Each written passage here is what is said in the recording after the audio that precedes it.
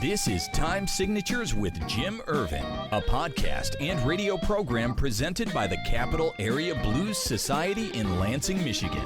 Most any contemporary musical style can trace its roots back to the blues. Time Signatures explores the blues and its musical connections with captivating interviews, lively discussions, and news from the world of the blues. You know I'm crying, baby, driving up and down these Michigan roads, yeah. And now, here he is, your host, Jim Ervin. Baby, I'm home. And thank you very much, Parker. We are in studio today. Time Signatures. I'm your host, Jim Ervin, along with my trusty friend and boon companion, Dedalian Lowry. The guy that does the moral support. With moral support and pushing the buttons, making sure everything comes together, right? That's exactly it. That's what I do. And we are so happy to be joined once again by Mike Skory and Jim Alfredson. We're glad to have you back, guys. Thanks for having us back. We haven't decided when we're going to air these. Like we said, we just number them as we go along. It's kind of nice because you can just drop one in here and drop one in there. Like writing a set list, Yeah, absolutely. I've got to ask Jim, what is going through your brain when you're hearing the theme song roll? I'm glad you asked that question. Because I'm looking at you, the look on your face. I'm like, what's going through that man's brain right now? What's funny is, I'm going to get musical here for a second. Okay. What's funny is, so we go to the 5 chord, ding, and then the 4 chord was a minor 4. Did you notice that? Mm-hmm. Did I write it that way? I guess I must have. Okay, so we should clarify that you're the one on the keys there. Yeah, and Yes. I co-wrote that with Freddie. I must have at some point. Now, it was is probably it just a standard? Is it possibly 5-4-1. an edit in the song, though? No, just don't remember playing it that way. But yeah, it makes sense. Oh, you don't remember playing it that way. But I must have, Well, and it sounds really creates cool. an extra tension. Yeah, it's really cool. And you definitely had that questioning look on your face as I'm watching. Like, I'm looking over at you and I'm going, "What is he thinking about?" I'm thinking. And wow. I knew you were listening to it, going, "What's going on there?" I'm thinking, wow, when I wrote that, 20 years ago, I was hipper than I thought I was. I thought you were. What's cool though is I watch both of you while that was playing, and you're both kind of grooving and jamming. And I remember watching James when that was playing the first time for our first episode, and he was playing the bass. He was playing the air bass while this was going. He's like just jamming away and having a good time at it. I haven't heard that song probably in 15 years. So Well, the ironic thing is, Dedalian asked me to come up with an intro song, and I pulled out my Root Doctor playlist. I have all 6 of the albums on CD, of course, and then the one is the Yellow album that was given to me on a flash drive by Marge, because you can't find it anywhere. now what's funny is the Yellow one was recorded live. They opened for, it was somebody pretty big, and they happened to record the set. It was just a 2-track recording from the mixer board, right? Wow. It's pretty good. They took it to Glenn Brown, the genius that he is. Yeah. And he did his magic on it, and it sounds good. And then there were years and years that went by, and they didn't record anything. And when I got in the band, I've always been into recording as well, and apprenticed under Glenn Brown and kind of tried to learn his genius. And I kept pushing the guys, like, let's write some original songs, let's record some original songs instead of just doing covers all the time. And, they were like, yeah, okay. And then it wasn't until Greg Nagy got into the band that I had kind of a unified front. And the two of us were like, this is what we're going to do. Okay. And this is how we're going to do it. And we just kind of almost forced them into it. And I think the lyrics were all written by Freddie. Freddie's a great lyricist. Yeah. He wrote a lot of the lyrics on all that stuff. And I wrote a lot of the music, Greg and James had a good part of it too. And it was a collaborative effort, but it was really fun to get them finally thinking in terms of writing original material. That's very cool. Well, I wanted to talk about the creative process for your music, because both of you write music, you play music. Let's start with Jim. Talk about your creative process. What do you go through when you start putting music together? For me, it's all about rhythm. So I get inspired by either a drum groove or a ostinato figure of some kind, bass line or something like that. And that usually pushes me into a certain mood or a certain direction. My biggest hang up for years and years was melody, because I absolutely love melody. And as someone who studied jazz, jazz is all about melody. People say it's about improvisation, but the best improvisation to me is improvising melodies, not just blowing a bunch of notes all over the place. You want something that you can sing along to. you know. So I worked really hard on trying to become better at writing melodies, and it's been a challenge, and I'm still working on it. But yeah, for me, the initial inspiration is usually something rhythmic.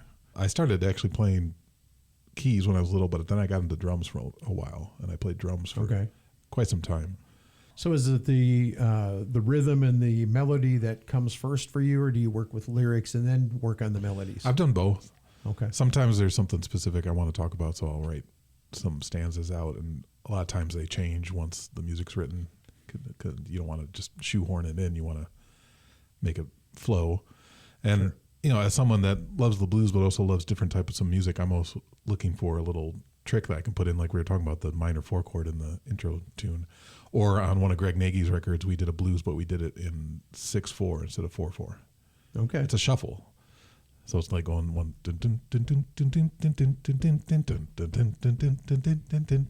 extra 2 beats per bar. Very cool. And it flows great. And then I think we put some 5 in it just to be jerks. Put a 5/4 measure in. But stuff like that, I'm always looking for like a little trick or a little something to bend your ear. Mike, I see you nodding your head over there. Yeah, Let's talk about your process. I mean, I might start with a vague rhythm, like a type, you know, shuffle, straight beat. Then I go for the lyrics. I have to figure out how to tell a story about something. And usually I go back in my past and I go, oh, God, remember how crappy I felt that day. I can't really write a story about that, how it really happened. So I write a fake story that tries to find that emotion. Mm-hmm. So then usually the first draft of writing lyrics is like 3 songs worth of words, you know, and then I should try to find a melody and fit them into the measures. Then, well, that's too many words. So that's the way I like to do it. What about creative blocks? How do you guys deal with those? I just go do something else for a while. And sometimes I'll actually not listen to music for weeks, which is hard to do, but it clears the palette, and then you can start fresh and try to wherever it comes from, that inspiration, that cosmic radio wave or whatever it is, you can let that through again. I think it gets blocked by too much consumption. Mike? I work better when I have pressure. Like if I have a month to get something done, it's 3 days before it's due to do it. And the same with writing a song. I gotta get that done. Boom, and then I just have to bolt into it 100% until it's done. I do that. It's not the best way to do things, but I do it in almost everything I do. See, this guy reminds me when I was in my writing class, I was one of those people that always would write the 8-page paper in the last 24 hours because I thrive on pressure. Pressure, and yes. It's like I wake up. Yeah, yeah. There's something about that adrenaline, the vibe that deadline is looming over you, that it pushes some creativity out. At the same time, I thought it was interesting that you said that you stop listening to music. Anything creative I do, very often I've found a great way to start the creative juices is just to allow silence. Mm-hmm. And I will just let things be quiet all around me. And I just thought it was interesting that you would do the same with music. And I can relate to both concepts, both ideas, and both make sense. Yeah. I mean, it's definitely ways to get creativity going. I do the same thing sometimes too. It's like where you wait until that deadline comes the last up. minute, and you're like, oh, I guess I should work on this now. I think that also might be human nature. I'm just guessing. I think the funny thing is my eldest daughter, she's at Michigan State now. She's a French horn major. She's incredible. And during the pandemic, with the online schooling, she was in an AP psychology class, and they were doing a little section on ADHD. And the teacher put up the markers of people, you just raised your hand. And it was like 9 different markers that you might have ADHD if you do this, if you do this, if you do this. And she came downstairs, she was crying. She was like, Mom, Dad, I think I have ADHD. I think I finally figured out what's wrong with me. We're like, well, there's nothing wrong with you per se, but just have to learn to use it. Yeah. So she figured that out, and then she's at Michigan State now, like I said, and she's on a very low grade medication that she only takes when she really needs to focus. Like, I need to study for this exam. Yeah. I need to write this paper. I'll take this little bit of medication, and it helps her focus. She said, Dad, it's like all the different voices in my head. Not, No, I know exactly you know what what I you're mean? Like talking all the about. different thought process, all the different threads get turned off, and I can actually just focus on this one thing. My I'm like, son oh just- wow, what's that like? And she goes, Dad, I think you might have ADHD too. Did you think? My son described it as 1,000 TVs. Yeah. Huh. And that's he also has ADHD. She said that she read a study that 90% of musicians have ADHD. Well, I guess it that's makes good news sense. for me because I am musically inclined. And creative people in general. So not just musicians, but artists and poets and painters, and it's just part of the process, I think. That's why I like fixing stuff. Yeah. Because it's just, I got to focus on. Yeah. So then, but my routine is still, my personality is the same. I'll be sitting, I got things, it's been here 3 weeks. Still don't know why it's not working. Still don't know why, I got to get into it. And then I'll have to bury into it. Who was it that was Just like working this. on the amp and you found that the speaker was dead? Was it That you? was mine, yeah. Yeah, he had an amplifier and ended up, it was just the speaker. The amp had fallen on the floor. The speaker cracked in half, yeah. There you go. The magnet. The magnet. Oh, fell off, yeah. Yeah. But the thing about the mic we mentioned on the last podcast, I was fixing a microphone. Here's the problem with that is that I'll get so hyper focused on that I can't do anything else. So when I started that microphone repair, it was about 2:00 in the afternoon. Worked on it for a while, took a break, did some stuff with the kids, picked daughters up and blah, blah, blah. Came back to it about 5:00. Came upstairs, had dinner at 6. Came back down, started working on it again. Got stuck, couldn't figure out what was wrong with it. Decided to go do something else for about 2 hours. Meanwhile, it's in my brain going around and around and around and around. I'm like seeing schematics in my head. Like, why isn't this working? Where's this voltage going? What, blah, blah, blah. Suddenly, it's almost like the same inspiration you get when you write a song. All of a sudden, this light goes off. And you're like, Right. I should check this. I go and check it. That's the problem. To me, that's the same as writing music, though, because you'll work on it. You'll Sure. get to a point where you're stuck and you're like, I don't know how to go where I'm supposed to go this next verse or this next chord or something like that. And so you just let it sit for a while, let your brain chew on it in the background. And then all of a sudden, I should do this. And sometimes it takes hours, sometimes it takes days, sometimes it takes weeks. Certainly. You have to let it resolve. I don't know if you probably had this one where you write something, you write some lyrics. For me, it's like lyrics, and they don't fit. Yeah. You know it. Yet you're so, man, I was kind of cool the way I said that. I like the words. You know what I mean? You're sold on it. So you like force, kind of, I don't know if I force the melody and force the words close here. You figure out a way to try to cheat it. But in the end, you go, that I knew that line was a problem. I knew it was a problem. And you have to get rid of it, right? Yeah, or the really, line or move it out. yeah, move it, or just braid a different line that works or something. You just got to get rid of it. It ain't going to work. Or save it and use it for another song. I guess it was that good. But. The worst part, though, is when you record it on a record thinking, I solved it. Then you come and you hear it a couple years later and you're like, why didn't I fix that? That's terrible. My wife is a fine artist. She's a painter. And she said in college they taught her that a painting is never finished. It's just abandoned. That's a good And one. I think music is the same way. It's like at some point you just have to say, okay, I got to move on and do something else. Because you could just sit there, especially nowadays with the technology that we have, with computers and recording at home and stuff. You could sit there for 20 years and work on one song and just keep tweaking it. Let's try this. Let's try this. Let's try that. Do either of you consider yourself a perfectionist? I think if I let myself Mike's down that path, looking at his face. Yes. Anyway, sorry, Jim. If I let myself go down that pathway, yes, I've learned how not to do that because This is not an intervention, by the way. no. It's But it's an interesting thing from a musician's perspective, especially with what you just said. Yeah. A painting is just abandoned. Yeah. And a song's got to be the same way. There's It a is. point where you have to accept this is where it's at. Yeah. This is okay. Yeah. This is good. Yeah. Yeah. Mike? I am on certain things. Certain things just, and they're usually related with the band. Like especially if I'm singing it, I like it a certain way, and that's a hard thing. It's hard for me to do it. I mean, I try to do it. That's why I played a lot because I would try to do it, but then when I'm the singer and then you don't want to be rude. Well, sometimes you do, but she goes, "Why'd you change the beat there? Why'd you change it? We changed chords. You haven't changed the beat." That's when I I completely get that. Yeah, I do. I understand that. Where you're used to hearing it a certain way. It's just like, when I hear something and I go to a concert and somebody just changes it and you go, what are you doing? Well, it's because it's live. Yeah. They were improvising, but Sure. Yeah, and I don't. Yeah, it's if this guy's just doing a solo, I don't care what they do. You know, Well, I would when imagine. I have to bounce from it, that's when I like it predictable. I'm not a musician myself, but I would imagine from a musician's perspective, in order to keep that song fresh for you, you have to kind of change it up a little bit when you're playing it so many times, yes?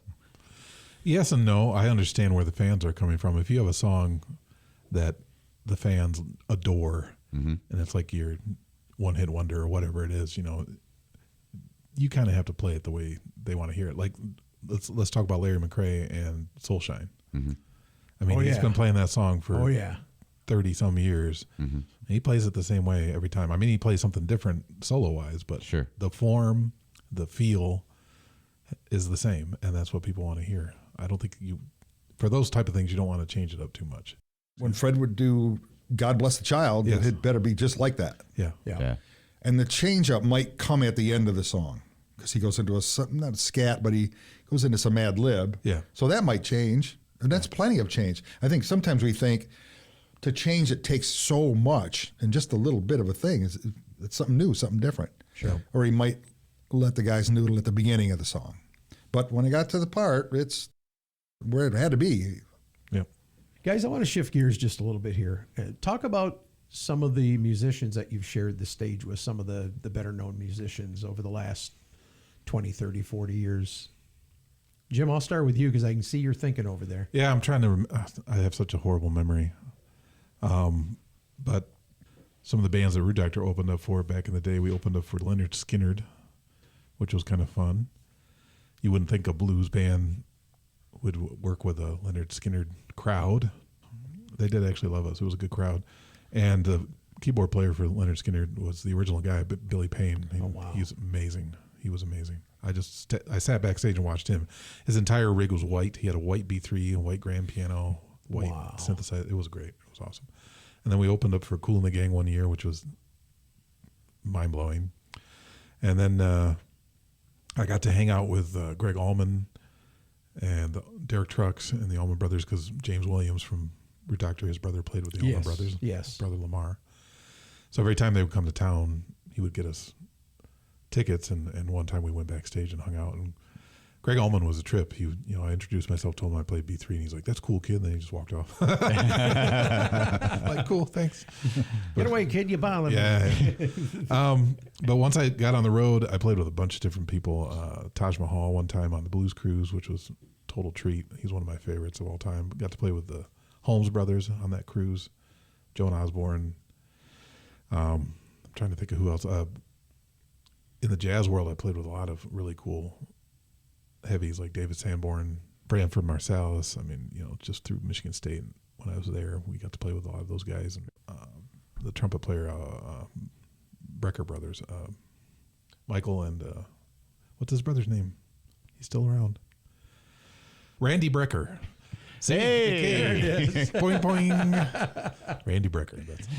I have a good story about that. And so he came to the Brevard Music Center. I was teaching there for a couple summers, thanks to Michael Dees, the professor of jazz trombone at Michigan State. He texted me. He's like, "Hey, Randy's here, and I want you to meet him." And for one reason or another, I thought I'd be a smart ass, and I went out to meet him. And Michael's like, "Hey, Randy, this is Jim Alfredson, Randy Brecker." I'm like, "Randy Brecker?" I'm like, "Man, I've never heard of you." And he got this look on his face like, "Who the heck is this guy?" And I said, "Oh, I'm just kidding. I'm a really big fan. I love your work." And I don't think he took it as a joke, though. He was like kind of stoic. Like, I think that'd be the time for "Get away, kid! You're bothering me." Yeah, exactly. Very cool. Yeah, it's been pretty amazing. The thing I love about playing with that caliber of musician is normally I'm not nervous about it. I just I do what I do, and they'll either like it or they won't. So I don't really worry about it. But the nice thing about playing with the caliber of that musician is that it forces you to up your own ability, Sure, like instantly. And that's the best thing about music is you want to get to the point where you know your instrument enough that you can step outside of your comfort zone a little bit and still be okay. Or as Herbie Hancock would say, you have to be comfortable being uncomfortable. There you go. And push things a little bit. That's what I love about it. Mike, how about you, man? You know, the only time I really did much of that was in probably the late 70s. Okay. This was well before Root Doctor. But we had a band. It was called Blue Money. And, you know, of course, we thought we were going to the top. And we did a couple of albums, records. They didn't have CDs then. Right. And after the second one, we had some kind of manager. And he finagled us to be the warm-up act. We went to Van Andel a couple times and the big theater downtown Flint, places like that. We were always the warm-up band for no pay. So, and usually we would just sit around and go, man, we're better than those guys. Man, we're better than those guys. It was just a completely different thing. Yeah. But it was still fun. It was exciting. We didn't want anybody to see that we had no road crew, so we had changes of clothes. We'd wear all black, take our equipment out to the stage, and run back off and put on bright colored. We'd play and then hopefully get cheered. We come and then put our black clothes back on and then run back out and get our equipment. Guys, tell me about your favorite performance of all time. Go back in your mind real quick. Oh, boy. I'm getting a furrowed brow from Mike over here. I can barely remember them. Yeah. There wasn't something that just jumped right out at you? Oh, yeah, there is. And again, it was a different band. I played with a singer. Her name's Lisa Smith. And we had a 4-piece band, and I was playing left-hand bass. And we did our thing. You know, the band was good. Mm-hmm. So one year we were going to be on the Jazz Fest, and she wanted to learn Spain. Ooh, boy. I went, yeah. I don't know. You know, I don't know. So we learned it. I learned it the best I could from the real book and practice. And I would just sit there for like hours and put the metronome or the record. And we had a rehearsal because we were worried about it. Just awful. It's a train wreck. Just a train wreck. Ed was playing guitar. Ed Smith was playing guitar. So luckily, she goes, well, you guys will have to just get your heads together because we're doing it. Wow. Oh, okay. And it worked. We never did song again. I'm gonna try to do that Latin bass here, you know. It worked somehow. It just worked. Must have been the excitement of the big PA or something, or wow. We were scared and we did it and it worked and we were so happy. I was so happy. We are never going to play that song again. Man. And Jim, how about you? That's a really tough one. I think one of the most fun gigs I've ever had was when I first joined Janum and Magnus and we played the Portland Blues Festival in Portland, Oregon. And the way they had it set up, they had a stage on one end and then a stage on the other. And in between was probably about 60 to 70,000 people. Wow. It was huge. And so they'd have an act on one stage and then everybody literally would just turn around and face the other stage. And they'd have an act on that stage and then they'd turn around. And so kind of like Blues Fest, but a lot closer.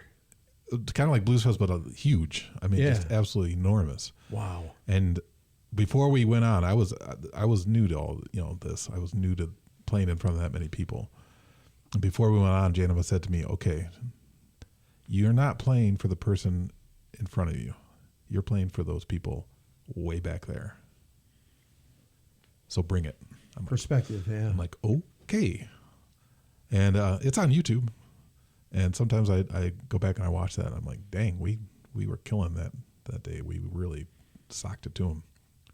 It was fun. I love her philosophy and approach there. That's great. Yeah. Yeah. I learned a lot from her. You know, my time in Root Doctor prepared me for that gig really well because I learned how to play behind a singer due to playing with Freddie. That's a whole different thing. It's a whole different ballgame. And the keyboard player that she had, so she had a guy for a long time and then he left the band and then she had an interim guy and he was young and green and really good, but he had no experience playing behind a singer. And so she had hired me to play, before she had gotten that interim guy, she had hired me to play a couple gigs in the Midwest. And then in the meantime, she had gotten him and she honored those gigs, which was really nice of her to do, that she had booked with me. And so she had been on the road with this kid for a couple months. And then she comes to the Midwest and I play these 4 gigs with her. And after those 4 gigs, they called me up. They're like, do you want the gig? And I said, what happened to so-and-so? They're like, oh, he's great, but he just doesn't know how to play behind a singer. He just hadn't had that experience. He was stepping all over and he was soloing for too long. He was playing too loud.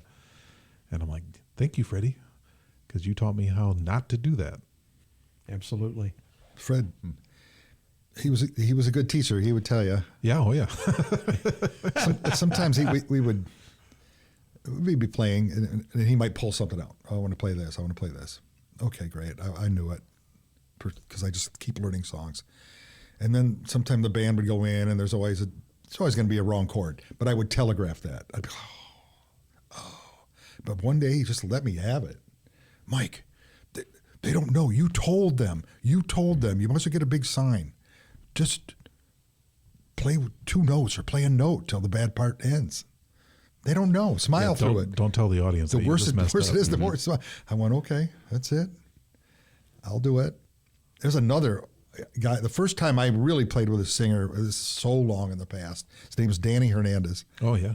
And that was the first one of the, not the first band, but the first band that worked all the time, every minute of every day.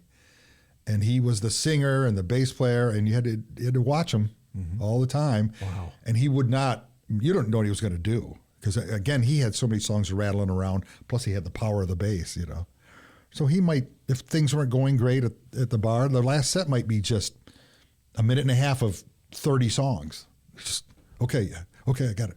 Okay. He was good. He would do whatever it took to entertain the crowd. He would just do it. Absolutely. He was a good guy to work with. Well, I want to thank both of you for being here for this episode. We are hopefully going to be able to get another one in. So until next time, we appreciate you being here. Thanks so much. And we will see you on the next edition of Time Signatures. This has been Time Signatures with Jim Ervin, presented by the Capital Area Blues Society in Lansing, Michigan. For more information on cabs, visit capitalareablues.org. You can find this episode and past episodes at lccconnect.org. The Time Signatures theme song, Michigan Roads, is used by permission and was written by Root Doctor, featuring Freddie Cunningham. You know I'm trying, baby, driving up and down these Michigan roads, yeah. Until next time, keep on keeping the blues alive.